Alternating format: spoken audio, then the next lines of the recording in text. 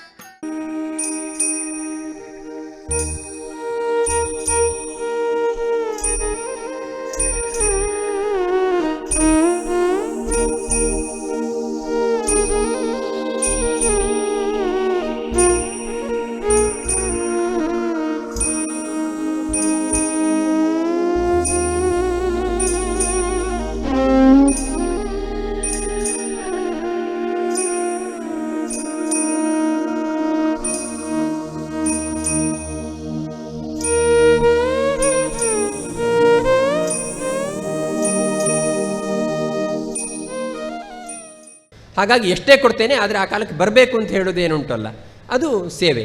ಹಾಗಾಗಿ ಸೇವೆ ಅಂತ ಹೇಳಿದ ಕೂಡಲೇ ಎಲ್ಲ ಉಚಿತವಾಗಿ ದಕ್ಕಬೇಕು ಅಂತ ಅರ್ಥ ಅಲ್ಲ. ಯಾವ ಕಾಲದಲ್ಲಿ ಯಾವಾಗ ಅತ್ಯಂತ ಅಗತ್ಯವೋ ಆ ಕಾಲದಲ್ಲಿ ಅದನ್ನು ಪೂರೈಸುವಂಥದ್ದು ಕೂಡ ಸೇವೆ ಅಂತ ಹೇಳೋದು ಖಂಡಿತವಾದ ಸತ್ಯವಾದ ಸಂಗತಿ. ಆ ಕಲ್ಪನೆಯೊಂದಿಗೆ ಅಗತ್ಯವಾದ ಮಂದಿಗೆ ಸೂಕ್ತವಾದ ಸೇವೆಯನ್ನು ಅನಾದಿ 30 ವರ್ಷಗಳಿಂದ ಕೊಡ್ತಾ ಇರುವಂತಹ ಆಸ್ಪತ್ರೆ, ಅದರ ಜೊತೆಗೆ ಜನಸ್ನೇಹಿಯಾಗಿ ಜನಪರವಾಗಿ ಮಾಡ್ತಕ್ಕಂಥ ಸೇವೆಯೊಂದಿಗೆ ಗಾಂಧಿ ಆಸ್ಪತ್ರೆ ನಾವು ಚಿಕ್ಕದಿರಬೇಕಾದ್ರೆ ಬಹಳ ಪ್ರಸಿದ್ಧವಾದ ಆಸ್ಪತ್ರೆ. ಎಲ್ಲರೂ ಕೂಡ ತುಂಬ ವಿಶ್ವಾಸದಿಂದ ಹೋಗುವಂಥದ್ದು, ಅಲ್ಲಿ ಹೋದ್ಮೇಲೆ ಆರೋಗ್ಯವಂತವಾಗಿ ವಾಪಸ್ ಬರ್ತೇವೆ ಅಂತ ಹೇಳುವ ಭರವಸೆಯೊಂದಿಗೆ ಇರತಕ್ಕಂಥ ಒಂದು ಆಸ್ಪತ್ರೆಯಾಗಿ ಬಹಳ ಕಾಲದಿಂದ ಪ್ರಸಿದ್ಧವಾಗಿರತಕ್ಕಂಥ ಒಂದು ಆಸ್ಪತ್ರೆ. ಅದರ ಜೊತೆಗೆ ಈಗಾಗಲೇ ಹರಿಶ್ಚಂದ್ರ ಅವರು ಹೇಳಿದ ಹಾಗೆ ಕೇವಲ ಒಂದು ಸ್ವಾರ್ಥಕ್ಕೋಸ್ಕರ ಬದುಕಬಾರದು, ಅದು ಸಮಾಜ ಸೇವಾ ಧೋರಣೆ ನಮ್ಮದಾಗಿರಬೇಕು ಅಂತ ಹೇಳುವ ಆಚಾರ್ಯ ಮಧ್ವರ ಸಂದೇಶವನ್ನು ಅರ್ಥಪೂರ್ಣಗೊಳಿಸಲಿಕ್ಕೋಸ್ಕರ ತನ್ನ ಮುದ್ದಿನ ಮಗಳ ಹೆಸರಿನೊಂದಿಗೆ ಜೋಡಿಸಿಕೊಂಡು ಪಂಚಮಿ ಟ್ರಸ್ಟನ್ನು ಮಾಡಿ ಅದರಿಂದ ಎಷ್ಟೆಷ್ಟು ಮಂದಿಗೆ ಯಾವ ಯಾವ ಕಾಲದಲ್ಲಿ ಯಾವುದು ಅಗತ್ಯ ಇತ್ತೋ ಅದನ್ನು ತುಂಬ ಸೂಕ್ತವಾದ ರೀತಿಯಲ್ಲಿ ಅಥವಾ ಉಚಿತವಾದ ರೀತಿಯಲ್ಲಿ ನಾನು ನೋಡಿದ ಹಾಗೆ ನನಗೆ ಅವರು 1999ನಲ್ಲಿ ನಾನು ಉಡುಪಿಗೆ ಬಂದಾಗಲಿಂದ ಪರಿಚಯ. ಈಗಾಗಲೇ ಶ್ರೀಯುತ ಹೊಳ್ಳ ಅವರು ಹೇಳಿದರು, ಅವರು ಸಕ್ಸೀಡ್ ಆಗಲಿಕ್ಕೆ ಮುಖ್ಯವಾಗಿ ಬಹಳಷ್ಟು ಗುಣಗಳಿದೆ.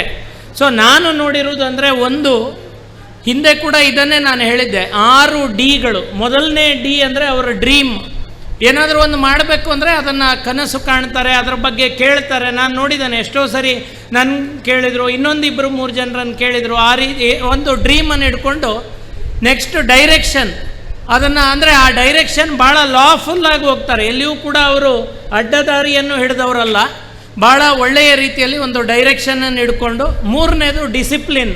ಯಾಕಂದರೆ ಭಾಳ ಜನ ನನ್ನ ಹತ್ರ ಹೇಳ್ತಾರೆ, ಹರಿಶ್ಚಂದ್ರ ಅವರು ಭಾಳ ಲಕ್ಕಿ ಅಂತ. ನಾನು ಅವರಿಗೆ ಹೇಳೋದು, ಬೆಳಗ್ಗೆ 7 ಗಂಟೆಯಿಂದ ರಾತ್ರಿ 12 ಗಂಟೆವರೆಗೆ ಕೆಲಸ ಮಾಡೋದು ಲಕ್ ಅಂತ ಆದರೆ ಐ ಡೋಂಟ್ ಎಗ್ರಿ. ಅದು ಲಕ್ಕಿ ಅಲ್ಲ, ಅವರ ಡಿಸಿಪ್ಲಿನ್ ಅದು.